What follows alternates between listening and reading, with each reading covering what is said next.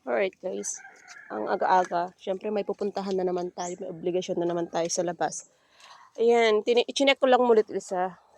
Instead of isa lang sana yung i-check ko kasi nga may kinras ako kahapon. Syempre magko-collect tayo ng pollens. Kaso nga lang hindi ko matiis na hindi ako iikot sa kanilang lahat. Well, talagang ano na, ganyan. Si doble cara talaga. Pasaway. Ayan. Wala na siyang talukap talaga. Hindi ko alam kung paano yan. Kaya guys, umikot na as inumikot lang talaga ako. Then, ayan, namulaklak ang ating anthurium.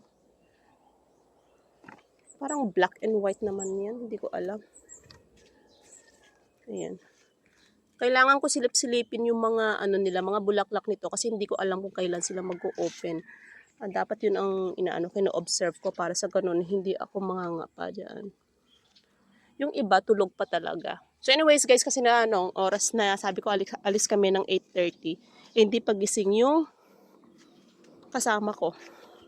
Pero hindi ko lang talaga maiwasan na hindi iikot sa kanila. Ewan ko, hindi ko talaga matiis eh. Siguro pag na-touch ka, ay, ito yung gustong gusto ko guys. Ito yung kahapon ba, ayan nag-open na rin siya. Parang hindi ako makapag-antay.